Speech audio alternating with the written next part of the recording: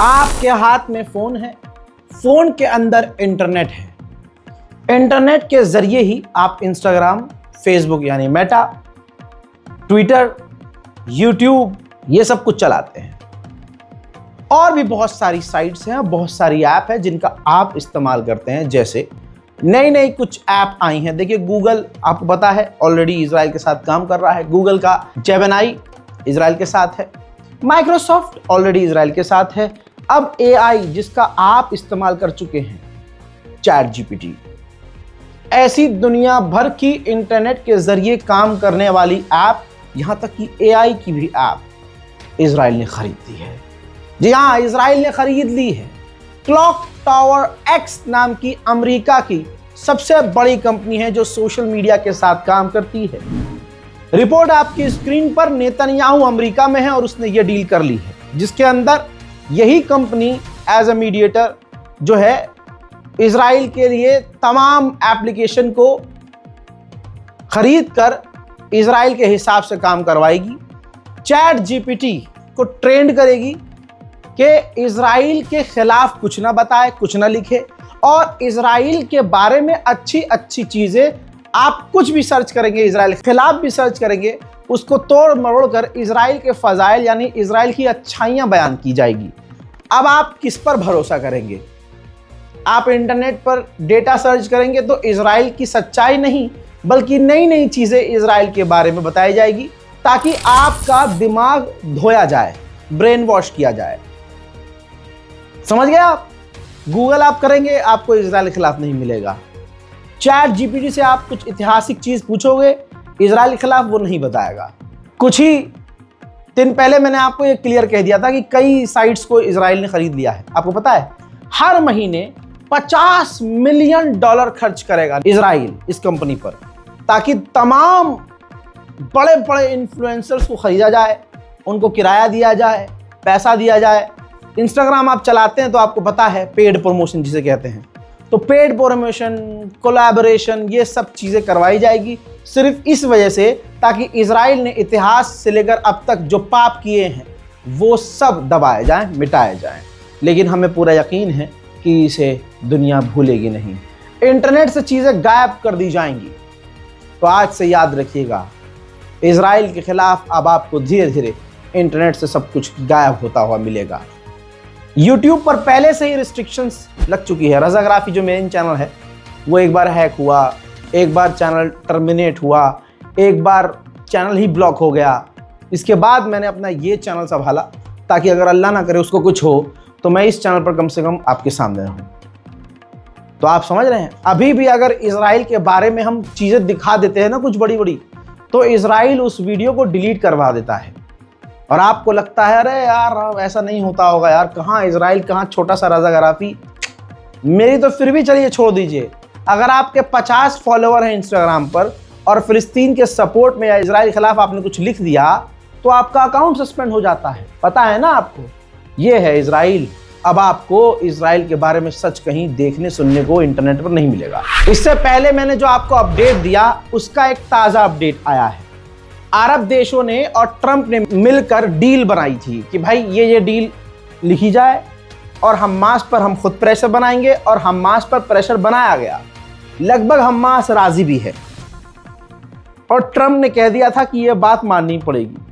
अरब देशों ने भी कहा कि भाई जब शर्तें हमने लिखवाई हैं तो हमास मान ले। अब पता है क्या खबर आई है? बिल्कुल अभी की बात है भाई। इस डील के प्रपोज होने के बाद, हमास के सामने ये चीजें भेजने के बाद, नेतन्याहू ने एंड मौके पर अमेरिका यानी ट्रंप से कह के उसके अंदर कुछ चीजें बदलवा दी।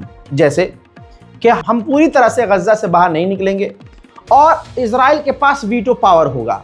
वो जब चाहे गाजा पर हमला करेगा, सीज फायर तोड़ेगा, उसको खतरा लगेगा तो वो कुछ भी कर सकता है।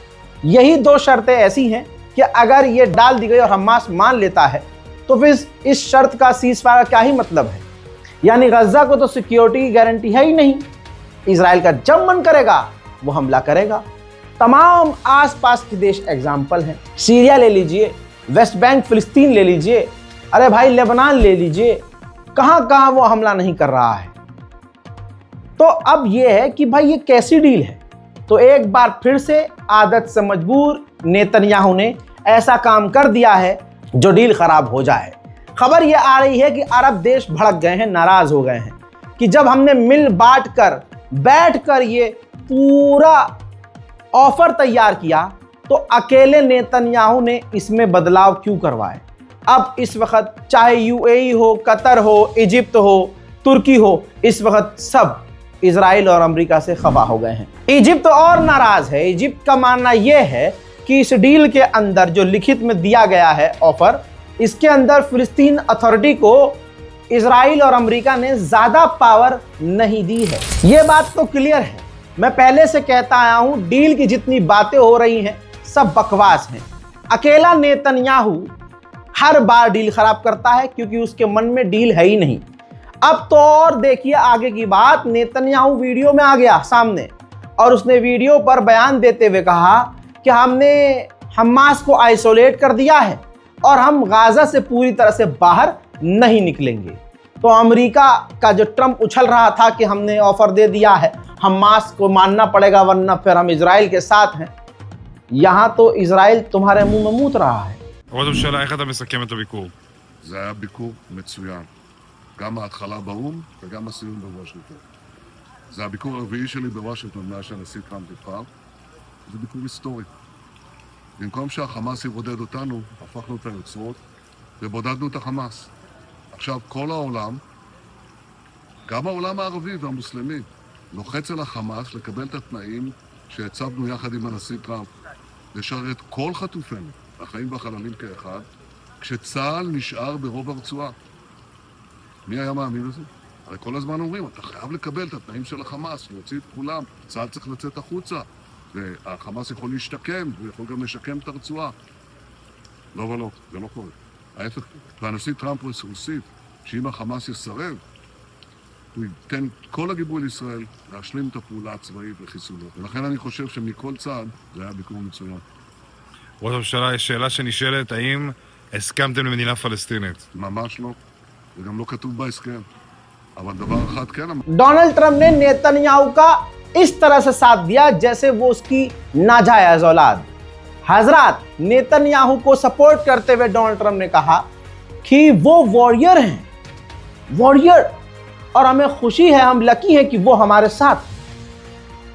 हम जानते हैं 7 अक्टूबर को जो हुआ इजराइल के साथ वो गलत हुआ। शायद इसी वजह से हमें अच्छे से मालूम है कि नेतन्याहू फिलिस्तीन को मान्यता नहीं देना चाहते और जो यूरोपियन कंट्रीज फिलिस्तीन को मान्यता दे रही हैं ये उनकी बेवकूफ़ी। And we can never forget October 7th, but thousands have paid the price for that. And now it's time to get our hostages back and get back to trying to build something that's really great and very important. In our meeting today, Prime Minister Netanyahu was very clear about his opposition to a Palestinian state. And he continuously mentions October 7th, and I understand that.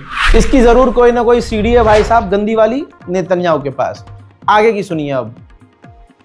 दोस्तों, आगे Trump ने यह कहा कि मैंने इतिहास देखा है, पढ़ा है, इजराइल का आज तक कोई सच्चा दोस्त नहीं रहा है।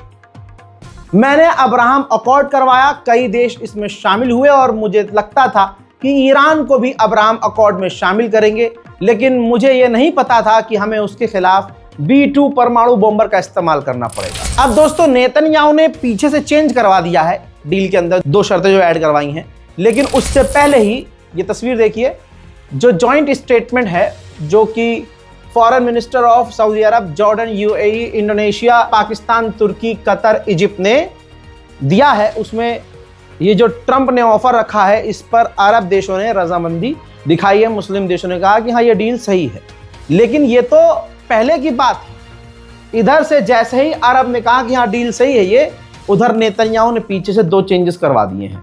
मैंने पूरा ट्विस्ट आपको समझा दिया है। उधर इसके बाद डोनाल्ड ट्रंप ने कहा कि हमास के पास 3 से 4 दिन हैं, उन्होंने अगर जवाब नहीं दिया तो 4 दिन के बाद नेतन्याहू को, इजराइल को जो करना होगा वो गाजा में करेगा। आप समझ रहे हैं ना मेन ट्विस्ट क्या है। पहले जो ऑफर ट्रंप ने दिया वो अरब देशों ने एक्सेप्ट कर लिया और बयान जारी कर दिया कि हाँ जी हम इस डील से खुश हैं अगर ये डील हो जाए तो, और हमास को भी दबा दिया अरब देशों ने कि हाँ भाई डील मान, बार बार उससे मीटिंग करी और पीछे से नेतन्याहू ने 2 उसके अंदर ऐसी शर्तें डलवाली जिस पर हमास राजी नहीं होगा। तो ये एक बहाना है, ऐसा साफ दिख रहा है कि नेतन्याहू कुछ ऐसा ही हरामीपना करेंगे और उसके बाद हमास पीछे होगा।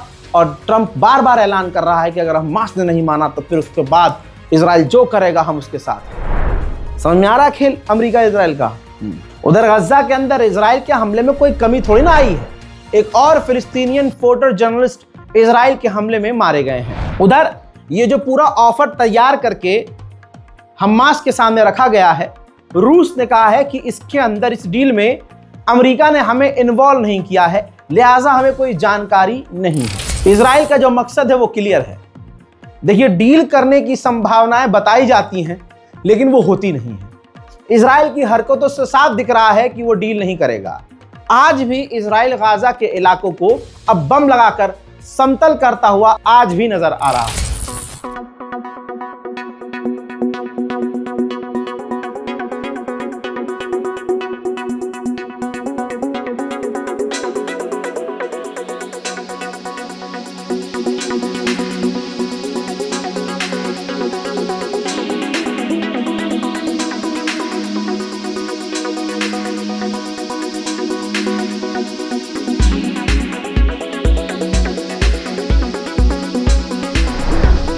सिर्फ यही नहीं, अगली तस्वीर आपके सामने है।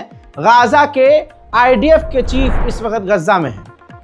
दोस्तों, वो गाजा के अंदर आईडीएफ का चीफ है तो डील कौन नहीं करना चाह रहा है? डील खराब कौन कर रहा है? जहां हमास ये मांग कर रहा है कि इजराइल की सेना गज्जा से बाहर निकले, वहां इजराइल का आईडीएफ गाजा के अंदर घुसा पड़ा है। तो ये सिर्फ छलावा सा नजर आ रहा है कि इजराइल और अमेरिका डील कर रहे हैं और हमास के आगे ऑफर रख रहे हैं, जबकि उस ऑफर के अंदर अकेले ही बैठकर नेतन्याहू ने अमेरिका से चेंजेस करवा लिए हैं। मोहतरम हजरात, इजराइल के प्रधानमंत्री नेतन्याहू के खिलाफ खतरनाक करप्शन चार्जेस चल रहे हैं। वहां की जनता नेतन्याहू के खिलाफ है और उसकी गवाही सड़कों पर हो रहा प्रदर्शन है। गूगल कर लीजिए। खबर यह है कि नेतन्याहू के खिलाफ जितने करप्शन चार्जेस चल रहे हैं, इजराइल के राष्ट्रपति उस पर माफी दे सकते हैं। तमाम केस से राष्ट्रपति अपनी पावर का इस्तेमाल करके नेतन्याहू को बिल्कुल बरी कर सकते हैं। इजराइल की फौज का खौफनाक चेहरा सामने एक और आया है। सारे ही चेहरे खौफनाक हैं, लेकिन सोचिए, इजराइल कर यह रहा है कि गाजा की फैमिलीज को फोन करता है आईडीएफ, इजराइल की फौज, और कहती है कि हमास के खिलाफ हमारे जासूस बनिए और आप जासूसी कीजिए। और जब ज्यादातर लोग मना कर देते हैं, कोई इजराइल का साथ नहीं दे रहा है मरने के बावजूद, इजराइल को जब मना कर देते हैं कि भैया हम नहीं करेंगे जासूसी, तो इजराइल क्या करता है? जो लोग मना करते हैं ना, जो परिवार मना करता है कि हाँ हमें नहीं करनी है जासूसी, तुम्हारा जासूस नहीं बनना है, हमास की मुखबरी नहीं करनी है, तो इजराइल अगला बम उन्हीं के परिवार पर गिराता है, सबको कत्ल कर देता है। हजरात मोहतरम, ये गाजा के एक लोकल पत्रकार हैं, लोकल व्यक्ति है, लोकल बच्चा है। ये बता रहा है कि अल शिफा हॉस्पिटल के अंदर से एक बार फिर से एक बड़ा सा गड्ढा मिला है, यानी एक सामूहिक कब्र मिली है, जिसके अंदर संभावित कहा जा रहा है इजराइल की सेना ने हॉस्पिटल पर जब हमला किया, बमबारी की और तबाही मचाई, रेड करी, तो अस्पताल में मौजूद मरीजों और डॉक्टरों को मारकर इसी के अंदर दफना दिया। लाशें अब बरामद हो रही हैं। आइए अब भूखमरी की बात करूं। भूख से गाजा के अंदर 453 लोग अब तक मारे गए हैं और आगे ये नंबर बढ़ते जा रहे हैं। रोज की तरह वही तस्वीर एक बार फिर से हेलीकॉप्टर के जरिए इजराइल गाजा के ऊपर गोलीबारी और बमबारी कर रहा है। अब ब्रिटेन का झूठ सुन लीजिए। ब्रिटेन ने कई बार कहा कि हम इजराइल को हथियार नहीं दे रहे हैं, लेकिन रिपोर्ट से खुलासा यह हुआ है जून के महीने में ही इजराइल को भारी भरकम हथियार ब्रिटेन ने दिए हैं और अंदर ही अंदर अभी भी इजराइल को हथियार ब्रिटेन दे रहा है। हालात अब बमबारी तक नहीं है। जरा इस ड्रोन को देखिए जो गज्जा के ऊपर उड़ रहा है। रिपोर्ट यह है कि इजराइल अब जहरीली गैस, अल्लाह अकबर, जहरीली गैस गज्जा के ऊपर छोड़ रहा है, जिससे वहां के लोग बीमार पड़ रहे हैं और मारे जा रहे हैं। ऐसी ही ये दूसरी तस्वीर देखिए, ड्रोन से और हेलीकॉप्टर से इजराइल गाजा के अंदर पर्चे गिरा रहा है और धमकी दे रहा है कि गज्जा को खाली करो। इजराइल इतने एडवांस हथियारों का इस्तेमाल कर रहा है कि मैं आपको बता नहीं सकता। ड्रोन के जरिए वो गोलियां तक मार रहा है, वो भी स्नाइपर स्टाइल में। एक वीडियो का साइज छोटा मैं कर रहा हूं, साइड में यहां देखिए थोड़ा, और थोड़ा सा ब्लर कर रहा हूं 20%। आप देखिए एक नीली वर्दी में पैरामेडिक एक व्यक्ति है, उसको गोली मार दी। अस्पताल के अंदर वो मेडिकल वर्कर काम कर रहा था, खिड़की तक ड्रोन आया और उससे गोली मारी इजराइल ने। और निहत्ता जो डॉक्टरी कर रहा था भाई, जो मेडिकल का लड़का था, इजराइल की सेना ने ड्रोन से उसको भी गोली मारकर कत्ल कर दिया। वहीं जो गाजा के अंदर एम्बुलेंस है, टोटल 80% एम्बुलेंसेस पूरी तरह से आउट ऑफ सर्विस है, काम नहीं कर रही है। जो तस्वीर दिखा रहा हूं मैं आपको पूरी स्क्रीन पर दिखा नहीं सकता। ये वो तस्वीर है कि गाजा की सड़कों पर इजराइल के ड्रोन ऊपर से ओपन फायर कर रहे हैं और कईयों की इसमें मौत हुई है। मैं अब ये तस्वीर बिल्कुल नहीं दिखा सकता, आप देख नहीं सकते, मेरा जिगर नहीं है दिखाने का। और यकीन कीजिए ये दिखाते ही चैनल को क्या होगा मुझे नहीं पता, लिहाजा समझिएगा, बस खबर को सुनिए, दिल तड़प जाएगा। गज्जा के सिविल डिफेंस ने कहा है कि हम सड़कों पर गिरी हुई लाशों को नहीं उठा पा रहे हैं, मलबे में दबे हुए गाजा के लोगों की बात दूर की है। यहां तक कि सड़क पर पड़ी पड़ी लाश को कुत्ते खा रहे हैं, खुदा की कसम कुत्ते खा रहे हैं। वो फोटो मैंने देखी है, मेरे तमाम एडिटर्स ने देखी है, मैं यहां दिखा नहीं सकता। कुत्ते खा रहे हैं, लेकिन इजराइल हमें अलाउ नहीं कर रहा कि हम वो लाश भी उठाएं। आइए अब ये तस्वीर देखिए, रेसिडेंटल बिल्डिंग्स जो अब उसके अंदर कोई रह नहीं रहा है, वही रोज का काम, बिल्डिंग पूरे मोहल्ले को, एक एक शहर को 10-10, 15-15 बम अलग अलग लगाकर वो उड़ा दे रहा है। फिर जो मलबा जमीन पर गिर रहा है, इजराइल के बुलडोजर उसे उठाकर किनारे फेंक रहे हैं, जमीन पाट रहे हैं बराबर। एग्जाम्पल एक और दिखाता हूं, ये देखिए, भारी भरकम मिसाइल दाग दाग कर खाली इमारतें उड़ा रहा है, उसके अंदर लोग नहीं है, लेकिन क्योंकि उसको जमीन चाहिए तो वो इमारतें भी उड़ा रहा है। यूएन के रिलीफ चीफ ने CNN पर इंटरव्यू में कहा कि इजराइल ने जो पीनट बटर है, जो बच्चों के लिए गज्जा में जा भी रहा था बड़ी मुश्किल से, इजराइल ने यह कहकर उसको ब्लॉक कर दिया कि ये लग्जरी है, ये नहीं जाएगा गाजा के अंदर। फीफा और UEFA दोनों खेल ग्रुप हैं। फीफा वर्ल्ड कप आपने सुना है, ऐसे ही UEFA है। इस पर ट्रंप का डायरेक्ट दबाव बना, ट्रंप ने दबाव बनाया और अब UEFA ने क्लियर कर दिया कि हम अपने खेल से इजराइल को बाहर नहीं निकालेंगे। हजरात मोहतरम, बहुत खबरें हैं, मैं शॉर्ट में जल्दी जल्दी बता के आपको यहां तक ले आया हूं। फिर से आ रहा हूं आज थोड़ी ही देर में दोबारा आपके सामने ताज़ा तरीन अपडेट के साथ। चैनल के साथ जुड़े रहिए, चैनल को सब्सक्राइब कीजिए। मैं हूं रजा, आप देख रहे थे रजा ग्राफी अनस्क्रिप्टेड। जय हिंद।